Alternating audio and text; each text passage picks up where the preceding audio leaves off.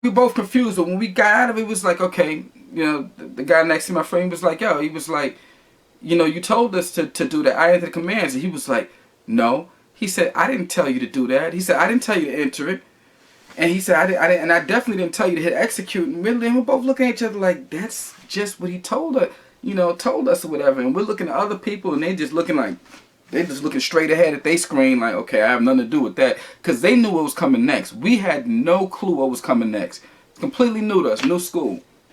So he starts getting crazy, like the teacher's face start turning red. He's like, I didn't say do that. And then he goes off and he grabs my friend up out of the seat. He puts him like in some type of chokehold, or I'll have him like in a headlock. So he like.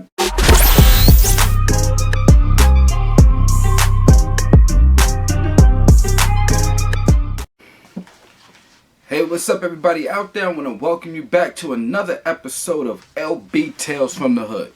And today's episode is called Choked by a Teacher. Now I know that title, it just sounds crazy. Choked by a teacher, what could he mean? We talking some type of abuse? Well, we're going to get into the story.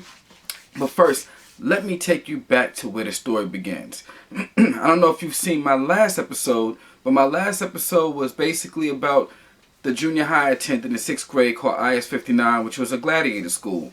It was crazy, all type of craziness happened. Look, I'm not going to reiterate in this episode, but if you want to, go check my previous episodes so you can hear about that experience. But after that full year of junior high in the 6th grade, by the time I hit the 7th grade, my mom was like, nah. She said he's not going back to that school again. Not so much for the things that happened and the negative things, but my grades took a steep decline. Now, when I finished 5th grade, when I was graduating on going to junior high, I had made something called Arista. And Arista is where you have like the top grades, and they have a whole Arista ceremony, and they have all the kids from the top grades just come around and it's just like an award ceremony. So I was used to getting, A's, all A's and everything.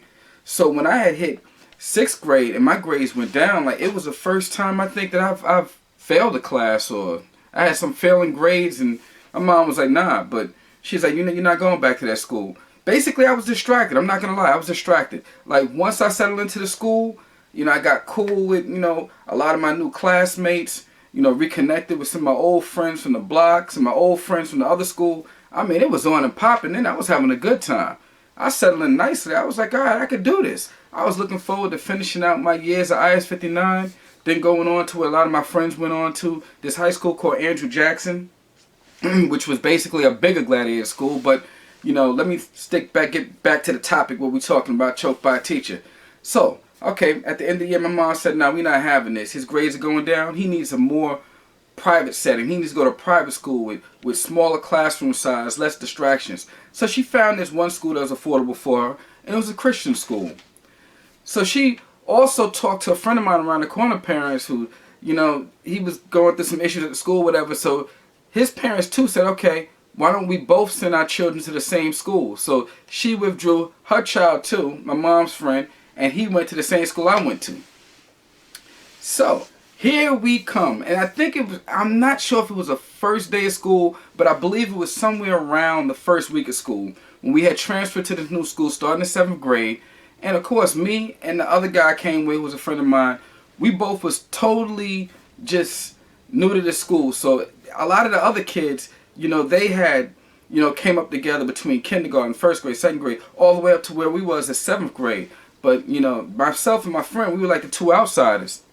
So, it's like when any school, there's adjustment period. You got to get to know people. You got to make friends and all that. Now, one thing I did that made it a little easier for me to make friends was I pretty much was a jokester. So I became the class clown.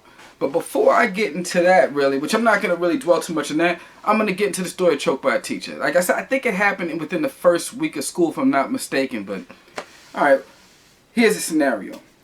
We're in computer class, and we have this teacher. I'm not gonna put his name out there, even though this is like over 30 years ago, whatever, man. I don't dry snitch or none of that other stuff. I don't like to put people's business out there, even though it happened, it was negative, it is what it is. But let's just say this teacher, okay, we're in computer class. Basically, there's two of us seated at each table. 2 people here, 2 people here, 2 people here. And what we were doing is we was working on this old school computer called Commodore 64. And it had a program where you had to type commands into the computer, had to hit execute, and it was what they called a turtle on the screen. He would do certain movements according to the commands you put in.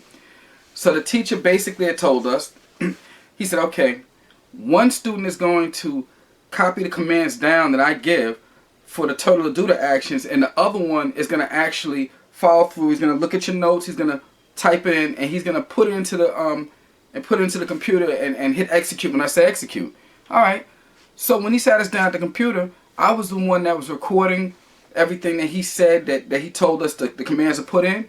And my friend, he was the one that was actually inputting it into the computer to, at the end of the day, hit enter and execute so he can make the turtle do what it do.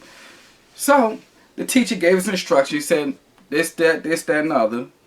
All right. Then he said, okay, now, he's like, for the partner that's entered the information, go ahead, put it in and hit enter. So we followed his directions exactly. You know, my friend, he recorded the instructions that, you know, I had given him, that the instructor had given me, or whatever, that I pretty much passed on to him. He hit enter, so the turtle did whatever it did. So, all right. So the teacher started coming around checking everybody's computer. He's looking. He comes to our computer. And I think he stopped it first because everybody heard the same instructions. Okay, one person recorded the instructions, the other person executed. So he just came around to us. And I have a feeling it's because we were the new guys and he tried to break us in. But that's just my theory anyway. But he comes around to our computer and he's like, what is this? Why did the turtle move and all that? So we both are, I'm looking at my friend, you know, he's looking at me. We're confused. We're like, you gave us the instructions and you entered them in. And he's like, no. So he was like, why'd you do that? Why'd it move? And we basically broke down. We were both confused. But when we got out of it, it was like, okay, you know, the guy next to my friend was like, yo, he was like, you know, you told us to do that. I entered the commands. And he was like, no. He said, I didn't tell you to do that. He said, I didn't tell you to enter it. And he said, I didn't, and I definitely didn't tell you to hit execute. And we're both looking at each other like, that's just what he told us, or whatever. And we're looking at other people and they just looking like, they're just looking straight ahead at their screen like, okay, I have nothing to do with that. Because they knew what was coming next. We had no clue what was coming next. It's completely new to us, new school. So he starts getting crazy. Like the teacher's face starts turning red. He's like, I didn't say do that. And then he goes off and he grabs my friend up out of the seat. He puts him like in some type of chokehold. Or have him like in a headlock. So he like turns him around. There's like a desk cabinet behind us. Rams his head into the cabinet. Brings him back to the desk, and he's like hitting his head against the keyboard. And this is crazy. This is new to me. I've never seen a teacher go off on a student like this, you know, ever in my life. So it's completely new to me. I mean, the other kids, it's obvious, like they kind of was used to it and traumatized. I guess they had PTSD, so they were just looking straight ahead, like they don't want to really look over. But it's crazy. So he's doing all this.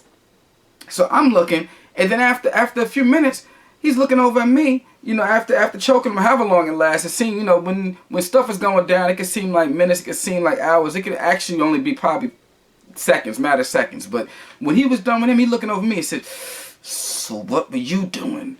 And I told him, I said, okay. And at that time, I'm like, he don't give no types of cares in the world. You know, you don't give 2 F's, whatever. I'm like, okay. I said, I was the one that was recording the instructions, and I said I was passing them on to my friend here, my partner, and he was entering, and he looked at me and said, I don't think so. I don't think so. You were doing nothing. So then he grabs me from behind with 2 hands, and he starts choking me. So I'm choking. I'm like, okay, I mean, it's kind of crazy. I'm like, all right, like this. And this teacher was so much physically bigger than us. At the time, they had measured me in school. I think I was about like a little under 5 feet. My friend was around the same, maybe around a little under 5 feet, around there. A little under 5 or 5 feet. This teacher's like 5'11", like, you know, kind of stocky. I don't know, maybe 200 something pounds. He just had a physical advantage over us. So it was like, it was crazy. It wasn't even fair. Like when he started choking, like you feel like the life is literally getting choked out of you. There's nothing you can do. I'm just sitting there like in shock. So then what saved me from getting a longer choking was one of the other kids in the class. He looked over and he kind of laughed. He's like, so when he did that little snicker, the teacher looked over and said, "And you think it's funny? So he went over to him and said, "Pow!" Cocked his hand back and slapped the fool out of him. I mean, he slapped him so hard, it was crazy. So not too much after that, the bell rang, so it's time to go to our next class. So this is completely new to me. I'm traumatized. The guy I came in with to the school, my friend, he's traumatized. It's like the guy who got slapped, he's traumatized. So we get to talking about it. I think next we might have gym class. So we talking about it in the gym. He was like, yo, that's messed up. This is crazy. So we got to talking to some of the other kids, and some of the other kids was like, yeah, they was like, yo, he did such and such to me, or, you know, he hit me too, or this is how he gets down, this is what it is. So that evening, I believe, it was something about parent meet the teacher, something like that. Intro to school, parent meet the teacher. It was something along those lines or whatever that evening. So we all made an agreement. We was like, yo, we telling our parents. I remember some of the other kids like, yeah, my dad find out about this. I'm gonna tell him that time he hit me and such. And yeah, my dad's gonna come up and handle it. And everybody was all big and bad. Yeah. We gonna tell our parents. We gonna shut this down. He gonna be in trouble. So I said, okay. At the time, you know, my grandfather, he worked double shifts, so he was the only man in the household. So I had my mom. So I basically told Mom. I went home and I was like, yo, this teacher choked me, such and such. So she can, you know, so we can get this nipped in the bud, so we can get it handled. And plus, there's strength in numbers. Everybody was like, yeah, we gonna do this. But regardless of who's gonna do all that or whatever, and tell their parents, me, I wasn't afraid. Like, only thing I was like, if I was a little bigger, it would have been self-defense. I was like, I would have stood up for myself. I was like, the dude caught me from the back, started choking me. Plus, he's physically big and intimidating. But I'm like, you know, I was always like that little David versus Goliath anyway. I don't back down. Even though this is it's a teacher, I'm taught to respect my elders, but he was out of pocket. He was abusing kids, and you shouldn't put your hands on nobody, and you definitely, as a teacher, shouldn't put your hands on kids. So anyway, at that evening, I go with my mom to the parent meet the teacher, because she's like, we going up there, you coming with me, and we're gonna confront him. So I'm like, all right, that's what it is. So we get to the parent meet the teacher. So when my mother has a chance to speak to this male teacher, this guy, he's like, okay, and he's like, so supposedly I did what to who else? Because, you know, my mom was like, okay, my son told me, you know, you choked him, you know, you did something to some other kids in the class.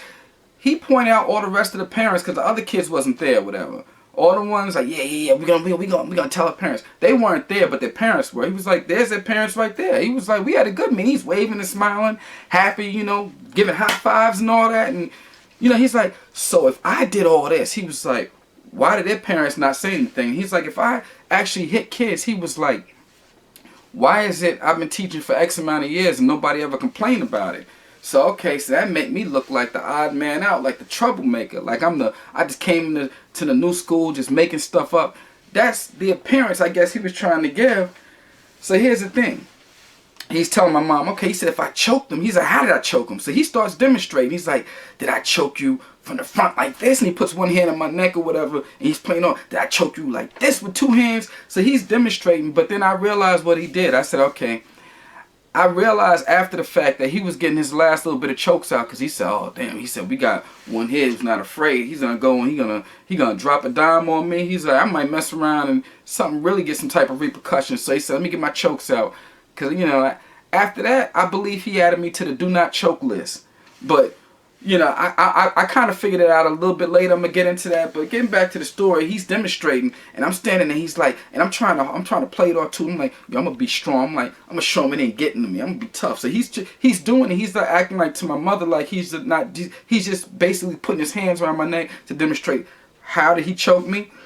Well, he's asking the question, but he was kind of choking me on the low. He was low-key choking me. Because I was sitting there like, okay. I'm like, I don't know how much more of this I can take. I'm like, I feel like I'm about to pass out. But, you know, it was a little, I felt his hands on my neck a little bit. But like I said, he did it low-key or whatever, making it look like he had his hands just like, I felt it. But I was like, all right, it's all good. So after that, we left there. So my mother said, look, she was like, regardless, don't you put hands on my son. She was like, if there's any discipline to be doing, if he did something wrong, I'm going to do it. But she was like, it's not for you. You're putting hands on my child, blah, blah. Okay, that was it.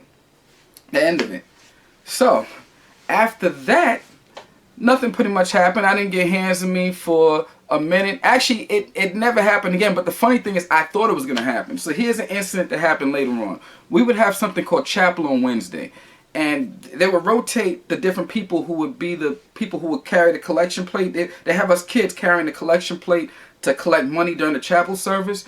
So this one Wednesday, I find myself having to do the service. So I'm carrying the collection plate, and it has like a cloth lining in there. So as I'm carrying it, what happens is the cloth lining, it fell out because I was holding the tray. It kind of slipped out. Nobody was throwing money in my tray, whatever. So it's like the cloth was just sitting there, and when I walked, it just had nothing to hold it down. It flew off on the floor. So we was taught that we have to keep a certain formation, because as we go on, it's maybe like two of us. It's like a formation, two of us going down the aisle, then we go make our rounds, and you have other people coming up behind you for the service, and they're going to do whatever they're doing in service. So it's like a whole little orchestrated thing. So I didn't want to mess with the pattern. So I said, okay, the cloth slipped out. I'm like, it's just the cloth, no biggie. Let me go up and take the pan back. And I was like, I could always go get the cloth later. I didn't think like, let me break formation and go back, because I'm like, it's probably not good to break formation. Everybody is moving along their set schedule, what they're supposed to do according to the service. So little did I know that was a big no-no, because the teacher was looking over at me, Mr. Choker. We're going to call him Mr. Choker, and he's looking at me like. So after I make my rounds and I go up to the front, wherever the front, I guess the priest or wherever they're at, whatever it was situation, I come back. I'm coming back to where I was seated. He looks at me and says, "Get over here." And he kind of just grabs my arm and pulls me over next to him. He's like, "Sit here next to me." So it was another friend that I had met in the school there that was next to him, and kind of nobody wanted to sit next to him. Nobody wanted to be anywhere near this guy. So my friend was kind of happy. He kind of moved over. He scooted over, was like, "Hey, go ahead, sit right here." So he's like, and he kind of was laughing at him in the low. He's like, because he's thinking like, yo, he gonna get it. He gonna get it. So kind of later on, my friend told me that. He said, when you get downstairs, you're in trouble, right? So he told me too. When I sat down, when he had a little chance or whatever, when the music quieted down or whatever, he told me the low. He said, "When we get downstairs, you go into my office." Now, his office, his infamous office, in the classroom was his back, like, boiler room. I guess where they kept supplies or whatever back there, and, they had the boil and everything. He called that his office. If he took a student to his office, it was never any good. One time I seen him take another classmate to the office. I'm not going to name the classmate name. Like I said, I don't believe in just, dry snitching and putting that out there. I don't like to put people's business out there, especially, people wouldn't want that or whatever. And so many years later, and regardless of the time that passed, people don't always want their business out there. But this other classmate, he went in one time the teacher said, "Get in my back office." And when he went in there, let's just say after about 5 minutes, we heard like it sounded like some stuff was being moved, like furniture was being moved or whatever. So a couple banging on the wall, a couple of. And after that, the teacher came out after about 5 minutes. After the teacher came out, we didn't see the student that went back in there come out yet. About another maybe 5 minutes after that, the kid limped his way out of there. And it's funny because everybody, like when that situation happened, everybody was like trained. It was like, look straight ahead, don't look over. So it's like everybody's sitting like this, because nobody wants to be next. And they're like, let me not bring any attention to myself, because they're like, he might next target me. So that, the teacher. So everybody's sitting like this. The kid comes limping out, makes it to his seat. And the crazy thing too about this teacher is he was slick the way he did it, because he made sure he didn't leave, physical bruises on the kids outward. Like if he was hitting people, he would a lot of times like, hit them like in the chest, the rib cage, except the choking.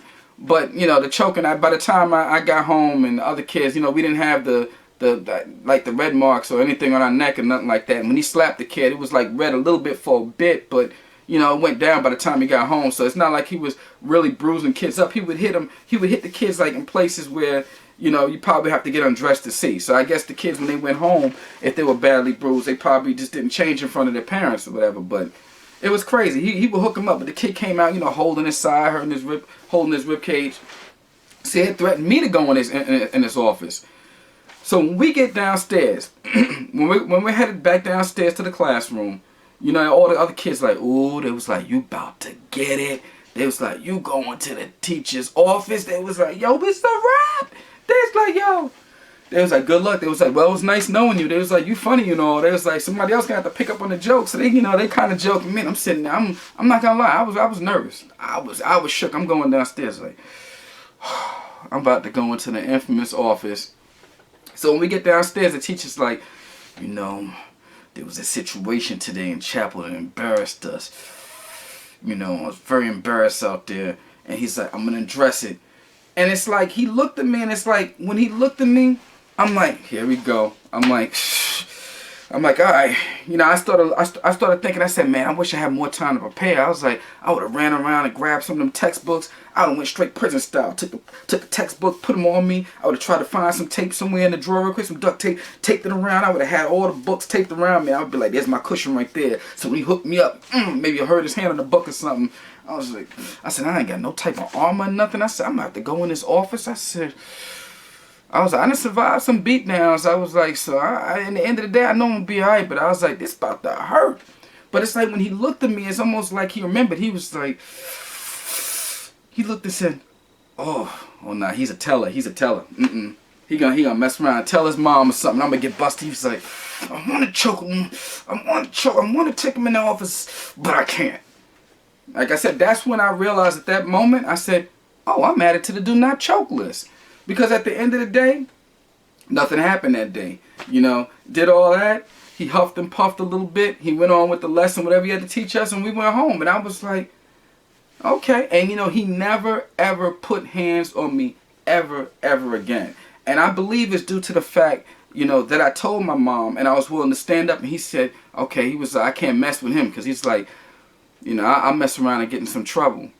But it's crazy. I mean, I learned a valuable lesson that day. I learned, first of all, you should always stand up for yourself. I mean, that's key. But it really, the message was reinforced in my mind due to that incident. And also I realized another important lesson, that when you go to stand up for yourself, a lot of times you by yourself. People talk all this and that. Yeah, you know, they'll talk big and bad. Yeah, we're going to do this, we're going to do that.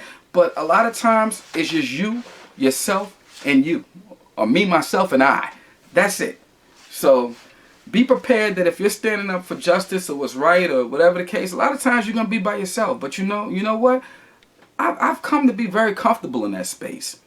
First of all, I spent a lot of alone time as a kid anyway. I mean, there were times I was locked in the room. If you go to my previous story, I was locked in the room 2-3 days, whatever, you know, not giving any food. But it's just it's not even about the not eating. It's the fact that I had that alone time. I had that alone time where I got comfortable, you know, just being by myself. So it is what it is. So it's like it translated to where if I'm going to be the last man standing, the only one, or the only one standing up for justice and truth, hey, it is what it is, man.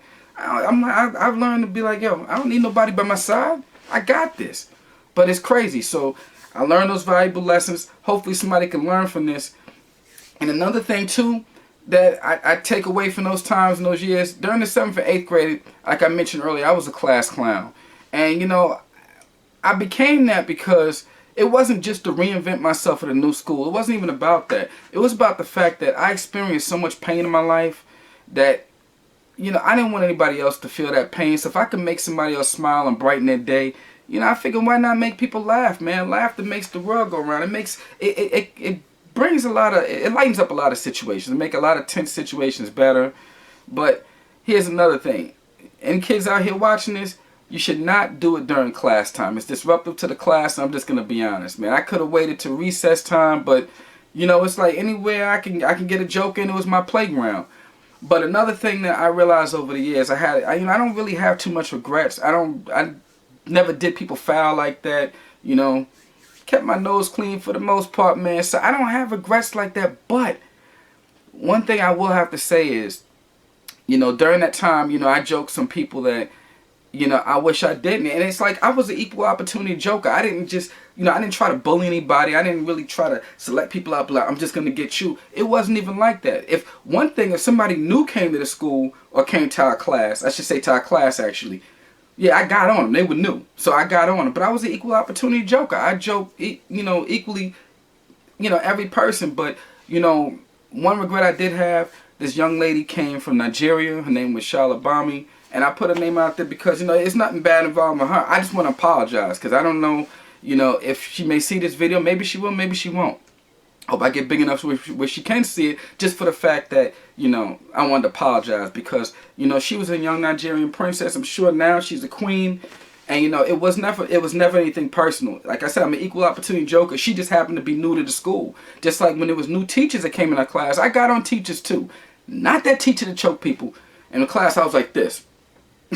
But the other teachers, oh yeah, I got some of those other teachers, man. And like I said, that was wrong too. I want to apologize, and I'm a call them out directly. But like I said, man, it's wrong. You shouldn't be a class clown. You shouldn't be disruptive. But Miss Lundquist, I apologize. If I made you feel any type of way, they were just jokes. I was a silly young kid. I was going through a whole bunch of stuff. But regardless, that's no excuse. It's no excuse. One to make people laugh, and whatever you're going through is no excuse. So I just want them to know it's nothing personal. And another thing, it was another teacher. Her name was Miss Rudolph. And what's crazy is her name is Miss Rudolph, and she transferred to our school around the wintertime. So it's almost like there was I'm not trying to be funny, and I'm sincerely sorry, but it's almost like it was too easy to joke. But I said it was meant to be. I said, this is God. No, it wasn't. That was Satan. The devil's a liar. I shouldn't have done it, but I apologize, Miss Rudolph. And I think that might have been her first year teaching, because I think she said after that, she said after what she went through, she was like, she thinks she was through with teaching. Hopefully I didn't have a part in that, which thinking back, the jokes and stuff, I think I may have. But I really apologize. I apologize to all three of them: Shalabami, Miss Lundquist, Miss Rudolph. I apologize. I was a silly, goofy little kid. Shouldn't have done that. If there's anything I could take back, it'd be that. But like I said, it was never anything personal. Didn't try to single you guys out. Y'all were new, so that's what it was. But like I said, any of you out there watching this, man, be careful too, man. Like when I joke, I try not to tell jokes that's gonna make other people feel bad, because that was never my intention for being a jokester. It was just to make people feel good and uplift moods. So I try not to really do anything, even though I can say it's just comedy. I don't want to do anything that makes anybody feel less than themselves or bully anybody. So I try to watch that from now on. And this basically concludes the episode, Choked by a Teacher. Hope you liked it. Hope you learned something from it. Like, subscribe, hit that notification bell so you can be tapped in as soon as I drop a new video.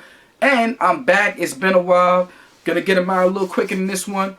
So on a short little hiatus, but I'm back like hi haters. I ain't going nowhere. It's your boy LB, coming back next time for a new episode. Will be dropping soon. Can't say exactly when, but I plan on keeping them coming pretty regularly, man. Sometimes your personal life kicks in, and you try to do this, and I'm making a whole lot of moves on the chessboard. Doing this, running this business over here, doing this, doing that, and working on doing this. But it's a lot of moving parts. But trying to get back to this, teach you guys some lessons. Hope you learned from it. Like I said, hope you enjoyed it. And we're going to sign off with chill till the next episode. Thanks for watching. Peace.